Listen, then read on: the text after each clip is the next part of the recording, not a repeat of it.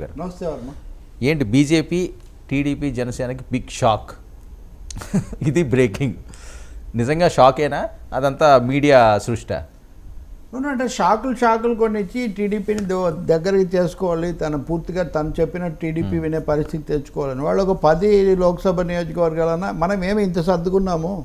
మొన్న కూడా మీకు చెప్పే పొత్తుల్లో ఉన్న పార్టీలు పొత్తులో వెళ్ళాలనుకున్నవి ముందుగా ఏకపక్షంగా ప్రకటించవు. తాడేపల్లిగూడెం సభలో కూడా కనీసంగా బీజేపీ అన్న ప్రస్తావన కూడా చేయలేదు. ఒక ఎంపీ రఘురామకృష్ణరాజు తప్ప మిగిలిన వాళ్ళు ఎవరు చేయలేదు.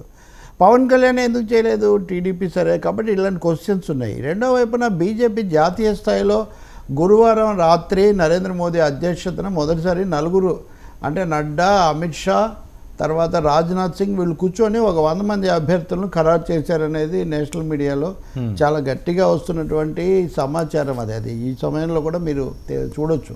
ఈ 100 స్థానాలు ముఖ్యంగా ఉత్తరప్రదేశ్, తర్వాత ఆ రాష్ట్రాలు, ఉత్తరాది రాష్ట్రాలు, తెలంగాణను కూడా వాళ్ళు ఖరారు చేస్తున్నారు. ఆంధ్రప్రదేశ్ అనే దాన్ని అలా పెండింగ్లో వెయిటింగ్లో పెడుతున్నారు. అలా పెండింగ్లో పెట్టడం ద్వారా వాళ్ళు చాలా తీవ్రమైన మెసేజ్ ఇస్తున్నారు, ఒత్తిడి కూడా తెస్తున్నారు. దాంట్లో రాజకీయం కూడా ఉండొచ్చు, ఒత్తిడి ద్వారా లోపరుచుకోవాలని. తెలుగుదేశం పార్టీతో వాళ్ళేమి నిజానికి నిన్న మీడియాలో వాళ్ళిద్దరు ఈరోజు వెళ్తారు, మళ్ళీ మామూలే కథ ఎప్పటిలాగే. అదేమీ ఇక్కడ జరగడం లేదు. ఈ రాష్ట్రాల్లో తేలని రాష్ట్రాలు 3 పెట్టారు. ఒకటేమో ఇదే బెంగాల్, ఆంధ్రప్రదేశ్, ఇంకొక రాష్ట్రం. ఇట్లాంటివి మనం కొంచెం ఆగి మనం ఫైనలైజ్ చేద్దామని అలా చెప్తున్నారని. సో దీని అంతటికీ ఒక కారణం ఏమంటే ఒక బలమైన వర్గం తెలుగుదేశంతో వెళ్ళాలా వద్దని ఇప్పటికి కూడా చేస్తున్నాం. అది ఇంకొక వర్గం ఏమో దక్షిణాదిలో మనకి ఎలాగూ పెద్దగా లేనప్పుడు అక్కడ వాళ్ళతో పెట్టుకొని ఒక 5-6 సీట్లు తెచ్చుకుంటే సరిపోతుంది కదా అని 10 సీట్లు అడుగుతుంటే తెలుగుదేశం సిద్ధపడట్లేదు. అది కూడా మీరు చూడాలి.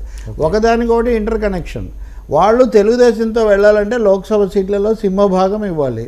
సింహభాగం 10 సీట్లు వాళ్ళకి ఇస్తే జనసేనకు కూడా 3 ఇస్తే మనకు మిగిలేది ఏమున్నాయి? 10 ఎంపీ స్థానాలు. 10 ఎంపీ స్థానాలు. ఇదివరకు 6-7 అన్నప్పుడే ఊగిసలాడుతూ ఉండేవాళ్ళు.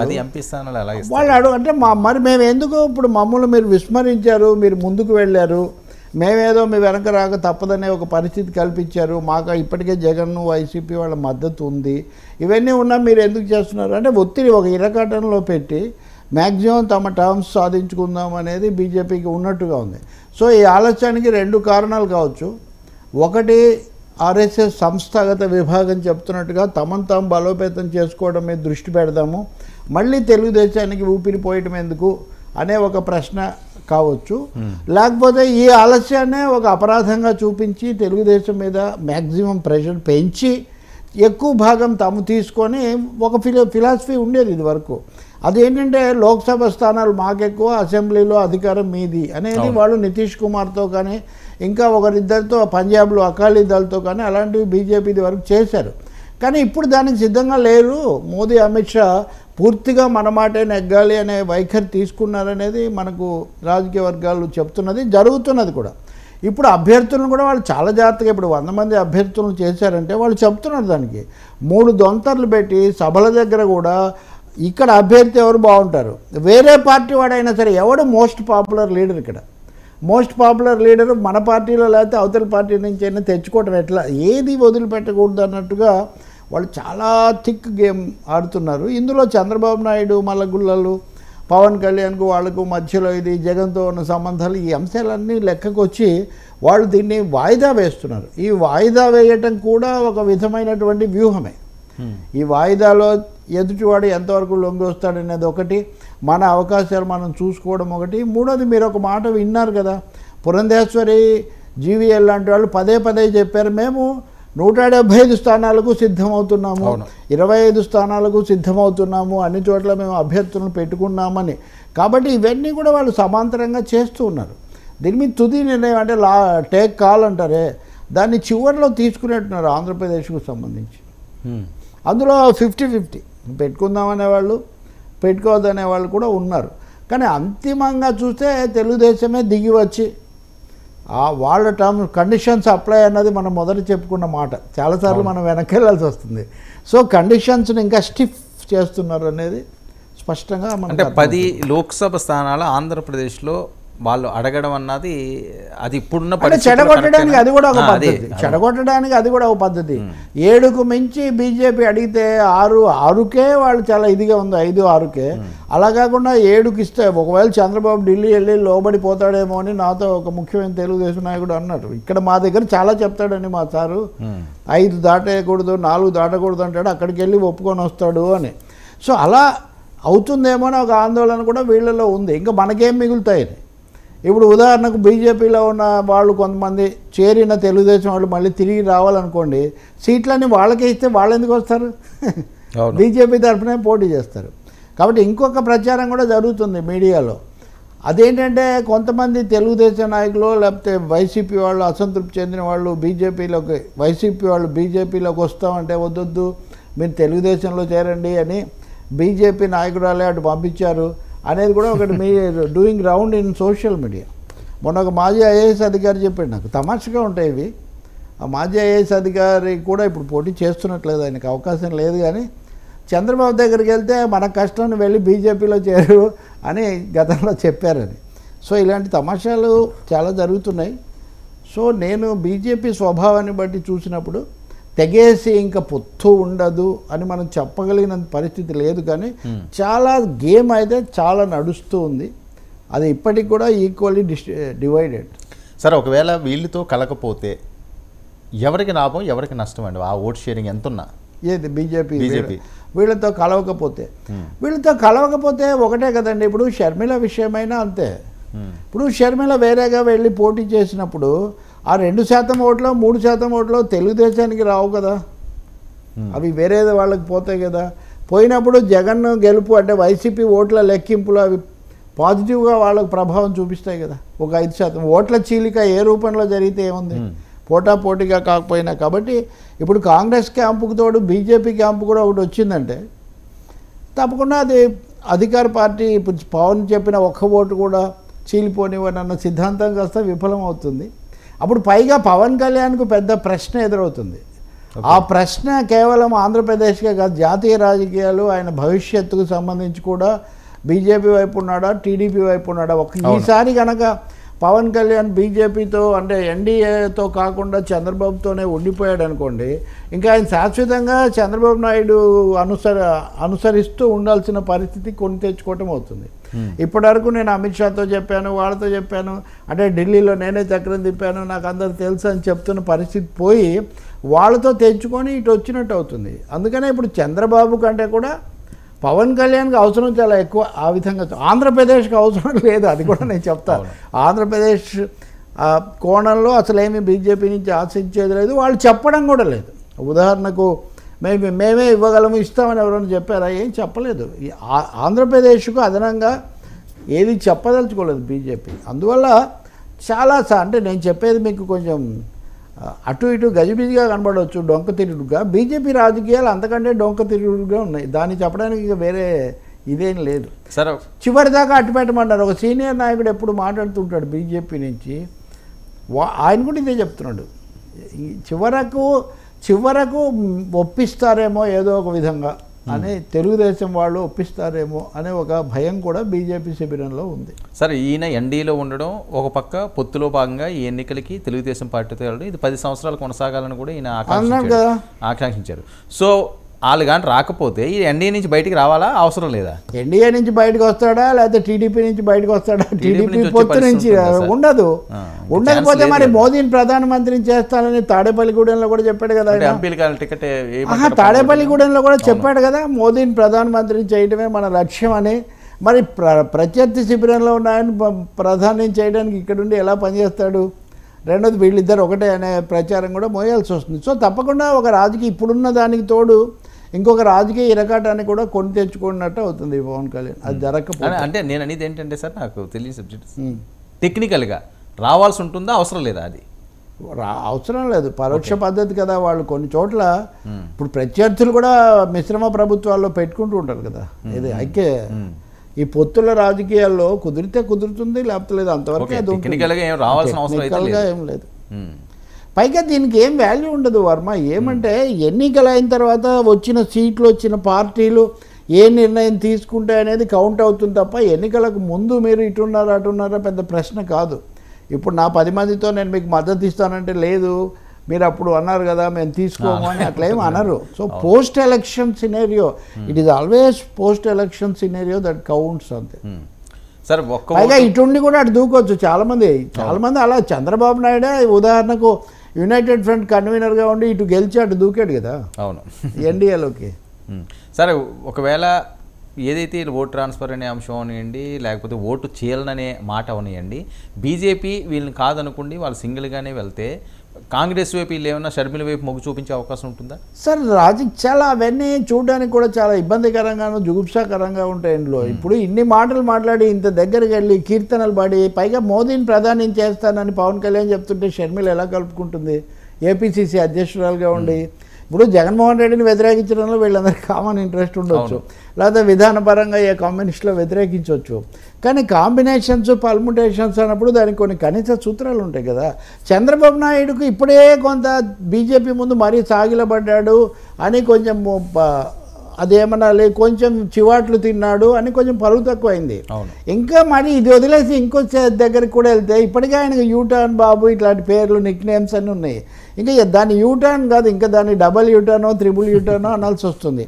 పైగా కాంగ్రెస్ కూడా ఆలోచించాలి కదా, నిన్నటిదాకా అక్కడ తలుపులు తట్టి ఇక్కడికి వస్తే అంత తేలిగ్గా తీసుకుంటారా అని ఆప్షన్ ఉండకపోవచ్చు, ఆ సాహసం చేయకపోవచ్చు చంద్రబాబు. ఇంకొకటి తెలంగాణ ఎన్నికలప్పుడే ఆ విషయం వాళ్ళు ఏమన్నారు, మేము ఆల్రెడీ కాంగ్రెస్తో చేసి దెబ్బతిన్నాము మళ్ళీ మేము అలాంటి పని చేయము అని కూడా వాళ్ళు అన్నారు. కాబట్టి ఇప్పుడు ఆ సిబిఐ కేసులు గీసులు ఇవన్నీ అన్నప్పుడు బీజేపీతో ఉండాలనే వీళ్ళు కోరుకునే అవకాశం చాలా ఎక్కువ.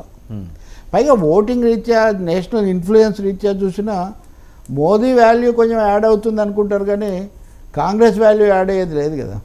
షర్మిల జగన్ చెల్లెలుగా ఆమె చేసే విమర్శల వల్ల కొంత తనకు ఆసక్తి ఉండొచ్చు కానీ ఓటింగ్లో ఏముండదు కదా.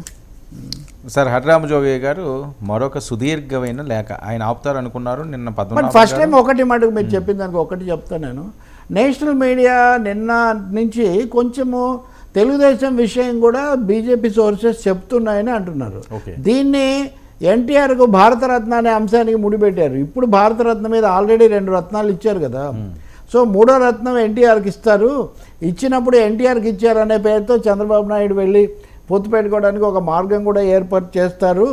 ఆ విషయాలు అక్కడ ఎక్కువగా తర్జన భర్జనలు జరుగుతున్నాయని ఒక మాట.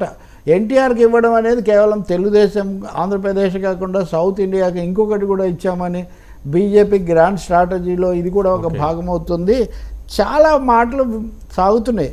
తెలంగాణ విషయంలో మటుకు గట్టిగా తెలంగాణ గురించి కూడా వాళ్ళు ఎక్కువ నిర్ణయం చేస్తున్నారు. మీరు చూశారు కదా 5వ తారీఖు ప్రధానమంత్రి కూడా వస్తూ ఉన్నారు. లక్ష్మణ్ అరవింద్ లాంటి వాళ్ళు రేవంత్ ప్రభుత్వం పడిపోతుంది హిమాచల్ ప్రదేశ్లో లాగాను వాళ్ళు కూడా మాట్లాడుతున్నారు.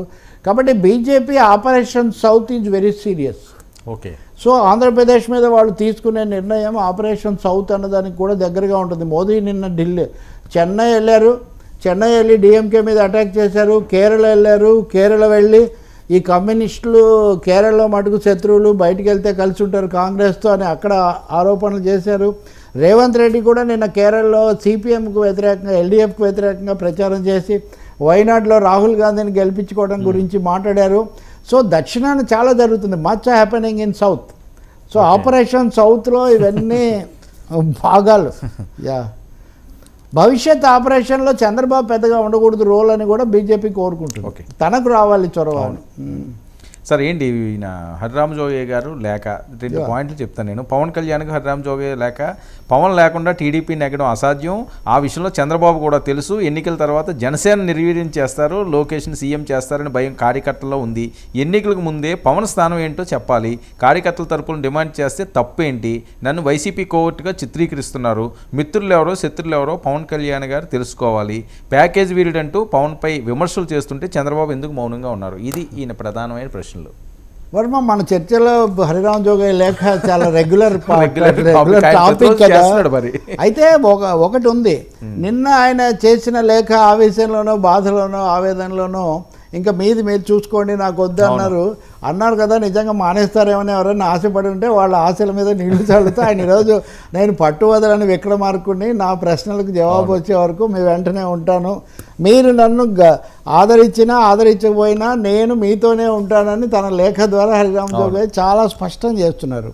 రెండవది ఎల్లో మీడియా అని ఆయన పెట్టింది, ఆయన పేరు. నేను ఎల్లో మీడియా బ్లూ మీడియా నేను అనను, మీడియా వాడిగా, మీడియా ఇస్ మీడియా. ఆయన ఆ మీడియాలో నా మీద దాడి జరుగుతుంటే మీరు ఎందుకు లోకేష్ కానీ చంద్రబాబు నాయుడు కానీ ఖండించలేదు అనే ఒక ప్రశ్న. అంటే మీరు ఇక్కడ కనెక్షన్ చూడండి. చంద్రబాబు నాయుడు మీరు లేకపోతే గెలవలేరు, కానీ ఆయన గెలిచిన తర్వాత మిమ్మల్ని కాకుండా లోకేష్ను గెలిపిస్తాడు. వాళ్ళు నన్ను అంటుంటే వాళ్ళు పట్టించుకోవడం లేదు, మీ మీద కూడా ప్రచారం జరుగుతుంటే కూడా వాళ్ళు స్పందించడం లేదు. కాబట్టి వాళ్ళు మిమ్మల్ని ఉపయోగించుకొని వాళ్ళు అధికారంలోకి రావాలనుకుంటున్నప్పుడు మేము మీ తరఫున మాట్లాడుతుంటే మా మీద దాడి చేస్తున్నారు. వాళ్ళు చేస్తుంటే మీరు కూడా ఇంకా మాతో అక్కర్లేదని మీరు అంటున్నారు. మీరు కోరుకున్నా వద్దన్నా నేను మీ వెంటే ఉంటాను, నిన్ను వీడని నీడను మీతోనే ఉంటాను. ఎందుకు అంటే ఇది రాజకీయంగా ఈ వర్గానికి సంబంధించి, ఈ తరగతికి సంబంధించి ఆ ప్రయోజనాల కోసం నేను చేస్తున్నాను అని ఆయన చాలా సుస్పష్టంగా చెప్తున్నారు. ఇందులో నేనేం ఆశించలేదు, నాకేం స్వార్థ ప్రయోజనం లేదు అనే మాట కూడా చెప్తున్నారు. ఇప్పుడైనా ఏమైనా స్పందిస్తారో లేదో మనకు తెలియదు, కానీ భావాలు అయితే బలంగా ఉన్నాయి. లోకేష్ను ముఖ్యమంత్రిని చేసి మిమ్మల్ని బయటికి పంపిస్తారు అని ఈ మన వర్గం వాళ్ళందరూ ఆలోచిస్తున్నారు. వాళ్ళందరిలో సందేహం ఉంది, దాన్నే నేను వ్యక్తం చేశానని. సో ఈ లేఖ కేవలం జోగయ్య అభిప్రాయం కాదు, ఈ కాపు పెద్దలు లేకపోతే కాపు సమాజం అభిప్రాయం అని ఆయన చెప్తున్నారు.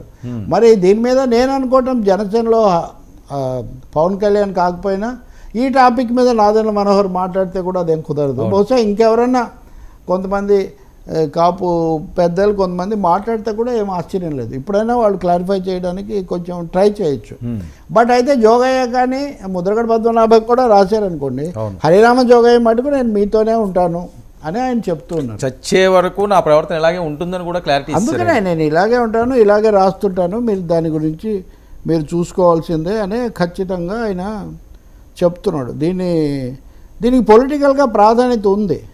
అంటే ఎవరినైతే మీరు కొన్ని కారణాల వల్ల ఆ సమయంలో ముందుకు తెచ్చారో, పైగా మిమ్మల్ని ప్యాకేజ్ వీరుడు అని ఇదంతా అంటున్నారు, దాన్ని ఎందుకు ఖండించట్లేదు? నన్నంటే ఖండించలేదు సరే, అవును, మిమ్మల్ని ప్యాకేజ్ వీరుడు అంటే కాదు, పవన్ కళ్యాణ్ చాలా గొప్పవాడు, మా కోసమే ఆయన వచ్చాడని చెప్పాలి కదా. వాళ్ళు ఏం చెప్పట్లేదే.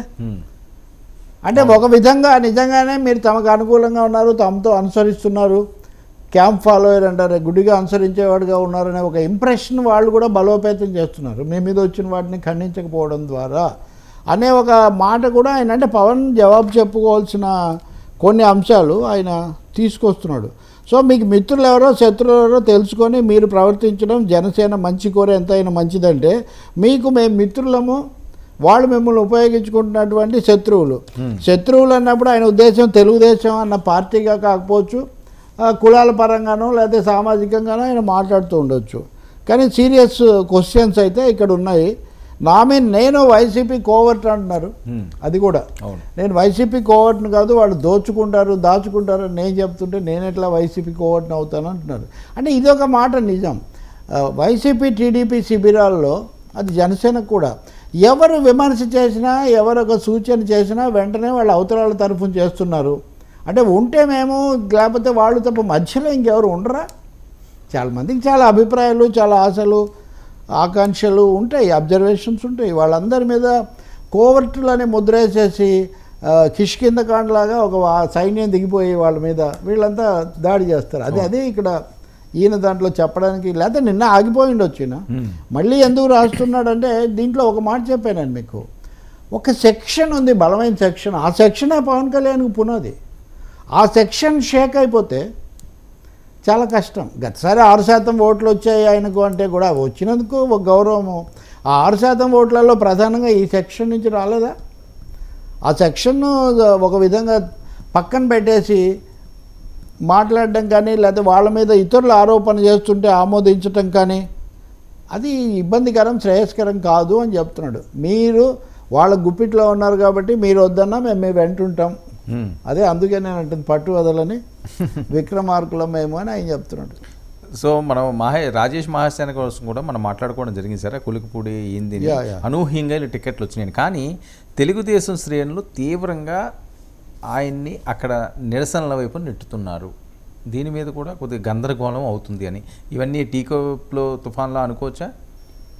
ఇవన్నీ వస్తాయండి అభ్యర్థులను పెట్టినప్పుడు. రెండోది అనూహ్యం అన్నప్పుడు మరి అనూహ్యమైంది వచ్చిన వాడికి ఆనందంగా ఉంటుంది, రాని వాడికి బాధగా ఉంటుంది. దానికి కూడా సిద్ధపడాలి కదా. ఆ రాజేష్ మాట్లాడిన దాంట్లో అక్కడక్కడ అది కూడా చెప్తున్నాడు, నేను అర్థం చేసుకోగలుగుతాను, నేను వస్తానని. కానీ దానికోసం బయటికి తెస్తున్నది ఆ ఒరిజినల్ కామెంట్స్ నేను ఇంకా చూడలేదు. కానీ అది ఏదో మతపరమైన హిందూ వ్యతిరేక, ఇంకో కుల వ్యతిరేక, ఈ కులతత్వాలు మతతత్వాలు రావడం మటుకు అది అవాంఛనీయం అండి. వ్యక్తిగతంగా పార్టీలో టికెట్ రాకపోవటము, టికెట్ రాని వాళ్ళు పార్టీలో ఎలా పరిష్కరించుకుంటారో అలా వెళ్ళాలి. కానీ ఆయన ఎలాగో దళిత అంటున్నారో అది రిజర్వ్డ్ నియోజకవర్గము, తప్పకుండా అక్కడ దళిత నాయకుడే ఉండేటటువంటి అవకాశం ఉంది. మరి అవన్నీ చంద్రబాబు నాయుడు ఎందుకు వీటిని అనుమతిస్తున్నారు? ఎందుకు తెలుగుదేశం పార్టీ వీటన్నిటిలో ఎమర్జెన్సీ ఆపరేషన్ ఎందుకు చేయట్లేదు? నాకు అది సందేహం. ఇప్పుడు ఆయన ఇలా ఇచ్చాడు, మీ చర్చలో కూడా ఎవరో పాల్గొన్నట్టున్నారు 99లో కూడా. ఇప్పుడు ఇవన్నీ వస్తున్నప్పుడు తెలుగుదేశం ఎందుకు ప్రేక్షక పాత్ర వహిస్తుంది? నాయకత్వం ఆయన అన్నమాట అది కాదు, లేకపోతే ఆయన ఎవరిని అవమానించలేదు, లేకపోతే ఇది మంచిది కాదు, ఇటువంటివి జరగడం లేదు. ఒక విధంగా కుల మత చర్చను అనుమతిస్తున్నారు. అది నాకు ఆందోళన కలిగిస్తుంది. అవును, మీరు ఒక అభ్యర్థిని నిర్ణయించారు, ఆ అభ్యర్థి మీద అభ్యంతరాలు వచ్చాయి, మీరు వాటిని పరిశీలించి వాటిని ఓకే అంటే అతనికి నచ్చ చెప్పాలి. సర్ది బాబు ఒకసారి చెప్పు, ఒకవేళ పొరపాటు చేస్తుంటే సారీ అని చెప్తారు. ఆయన ఇంతకుముందు రవి గారు చాలాసార్లు బహిరంగంగా ఆయన 2 చేతులు జోడించి మహాసేన రాజేష్ నాది తప్పు అయిపోయింది, నాకు తెలియక నేను జగన్మోహన్ రెడ్డి గారు మాయలో ఉండి అన్యాయంగా మీరు మళ్ళీ ఇప్పుడు జగన్ అది పక్కన పెట్టండి. ఆయన కాదు, ఇక్కడ క్యాస్ట్ రిలీజియన్ తీసుకొస్తున్న దానికి జగన్కి ఏం సంబంధం లేదు. జగన్ కోవర్ట్ అన్నది అది వేరే. ఆ దశ అయిపోయి ఆయన వేరే తెలుగుదేశం సైనికుడు అని ఆయనకు టికెట్ ఇచ్చారు కదా. ఆయన పలానా కులాన్ని అవమానించారు, అగ్రకులాన్ని అవమానించారు, హిందూ మతాన్ని అవమానించారు అనేది బీజేపీ క్యాంపు నుంచి కూడా వస్తున్నది. ఇది ఇప్పుడు సమస్య ఏంటి? చంద్రబాబుకు బీజేపీతో పొత్తు కోరుతున్నప్పుడు వాళ్ళు ఏం అనలేరు. అవును, అలానే మా రాజేష్ను వదులుకోలేరు. కాబట్టి ఒక విధంగా మౌనం వహిస్తున్నారు. ఇది ఆయనకే వదిలేశారు. ఈ లోపల ఇది వాళ్ళ క్యాంపునే బలహీనపరుస్తుంది కదా. రెండవది ఎప్పుడెప్పుడు ఎవరెవరో ఎక్కడో మాట్లాడినవి తవి తీసుకొచ్చి దానికోసం అంటే ఇప్పుడు మిగతా వాళ్ళందరూ ఎప్పుడు ఏం మాట్లాడలేదా? కాబట్టి ఇది తెలుగుదేశం అంతర్గత విభేదం అనాలి. అలాగే స్థానికంగా కుదరని వాళ్ళు సరే రాజేష్ మీద అయినా, ఇంకొక వీరేష్ మీద అయినా, మహేష్ మీద అయినా స్థానికంగా ఉండే అభ్యంతరాలు, భిన్న అభిప్రాయాలు అవి ఎప్పుడు ఉంటాయి. కొన్ని ఉన్నాయి, ఆయన మీద ఫిర్యాదులు అంటున్నారు, okay. But all side and దళితులు వాళ్ళ కోసం మాట్లాడడము, పార్టీ కోసం మాట్లాడడం, అందుకని ఆయనకు టికెట్ ఇచ్చారు. రెండోది వాయిస్లు ఎన్ని ఉన్నాయి తెలుగుదేశం పార్టీకి? అది కూడా ఒక పెద్ద ప్రశ్న కదా. తెలుగుదేశము కీలక నాయకులు ఎవరు వచ్చారు మీడియాకి? కానీ కష్టకాలంలో మాట్లాడినంత వీళ్ళే కదా.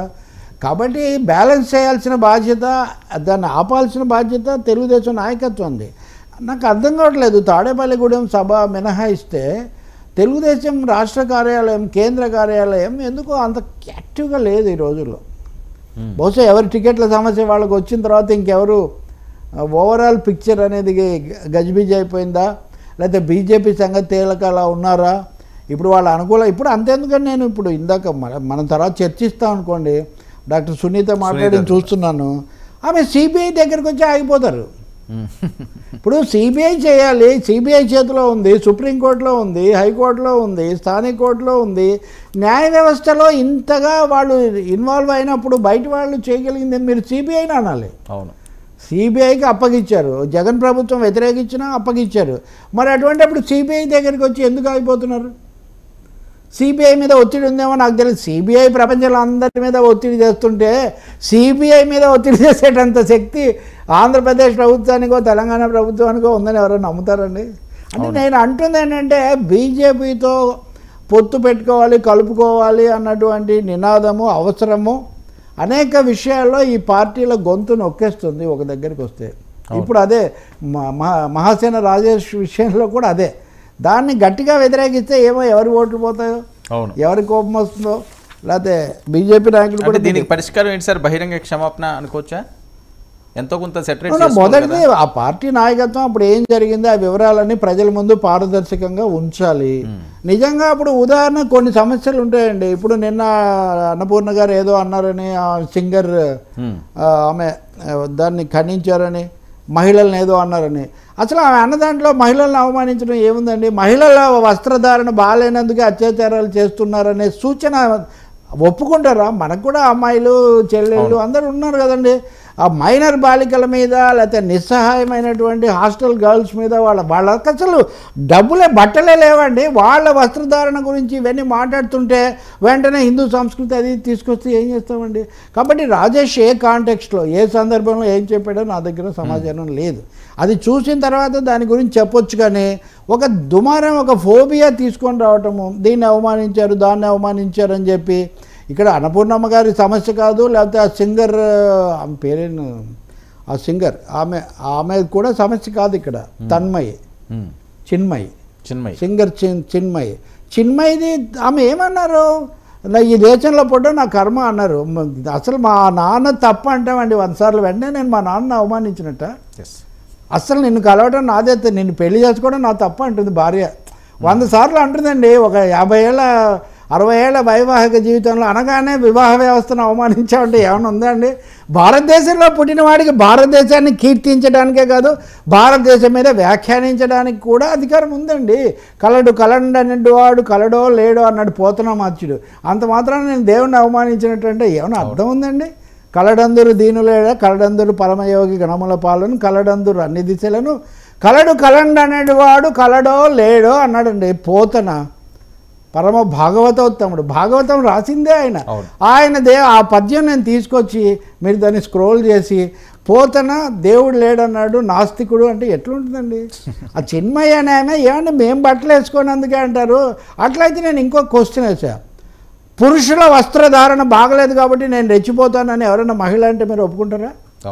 పురుషులందరూ పొట్టి నిక్కర్లు వేసుకొని ఇవన్నీ పచ్చలు తిరుగుతున్నారు కదా పురుషుల వేషం. కాబట్టి నేను అంటుంది ఏంటంటే ఐ డోంట్ నో మహేష్ అన్న రాజేష్ అప్పుడు ఏమన్నాడో, కానీ స్త్రీలను అవమానించట్లే మన స్త్రీలు మన రక్తం పంచుకున్న ఆడపడుచులు అని నారాయణ రెడ్డి అన్నట్టుగా అసలు స్త్రీలకు వేరే కొలబద్ద ఏంటండి?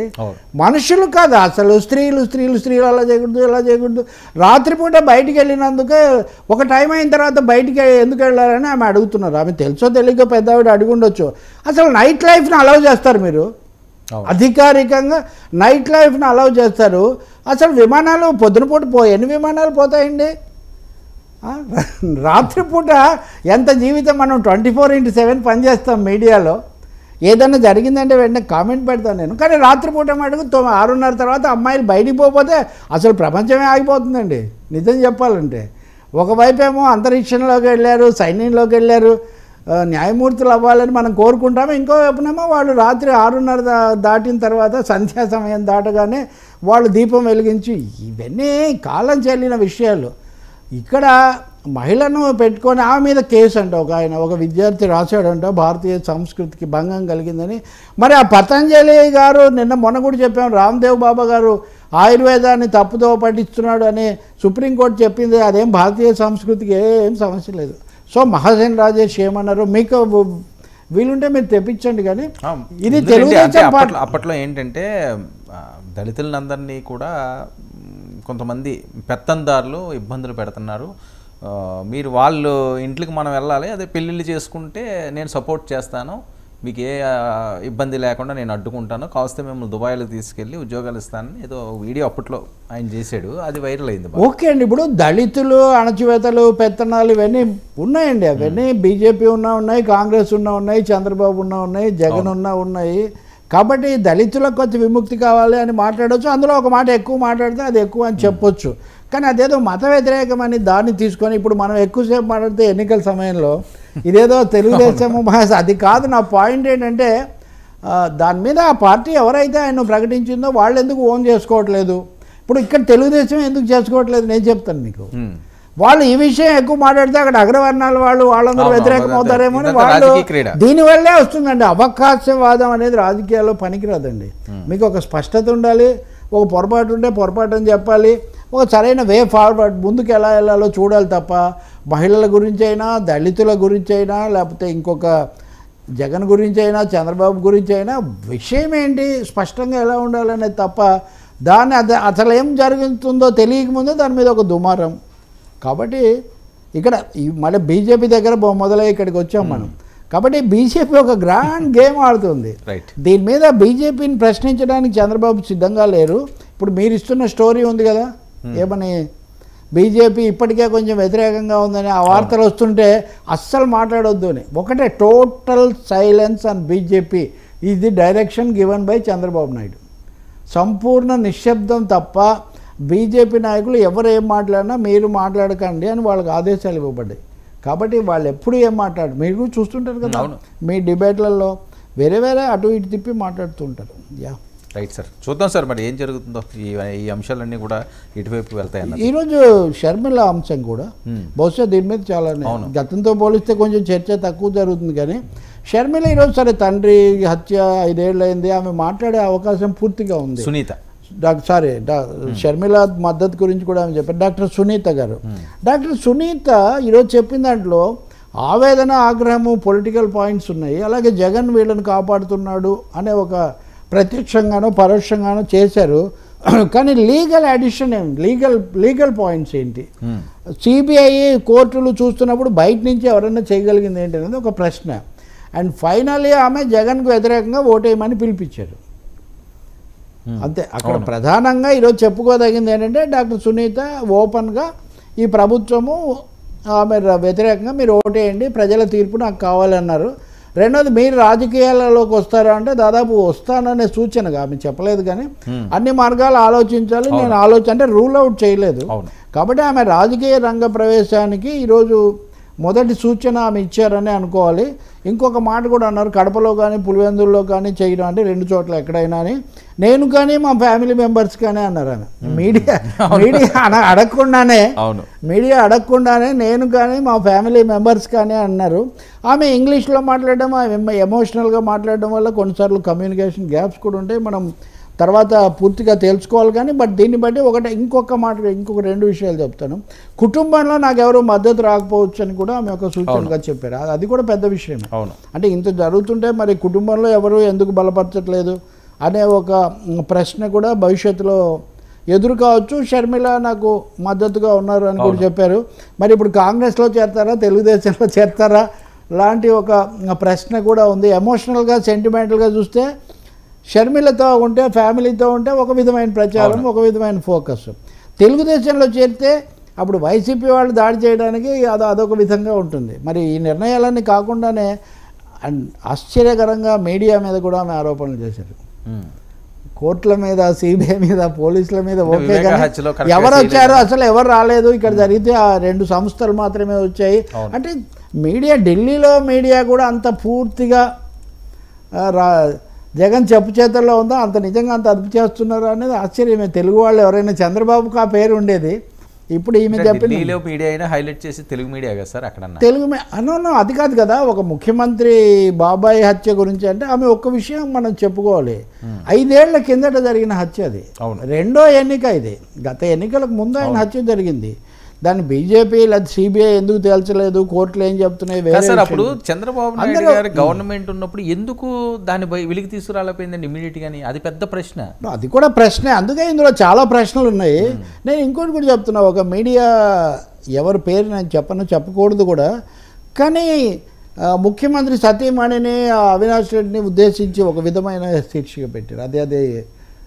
అదేదో చుక్కలు పెట్టి, ఇలాంటివి అనవసరం అండి. ఇప్పటికే స్త్రీల గురించి మన తెలుగు మీడియాలో చాలా భరించలేని స్థాయిలో జరుగుతున్నాయి. రాజకీయంగా, చట్టబద్ధంగా ఎవరైనా ఎన్ని పోరాటాలైనా చేయండి, కానీ ఇటువైపు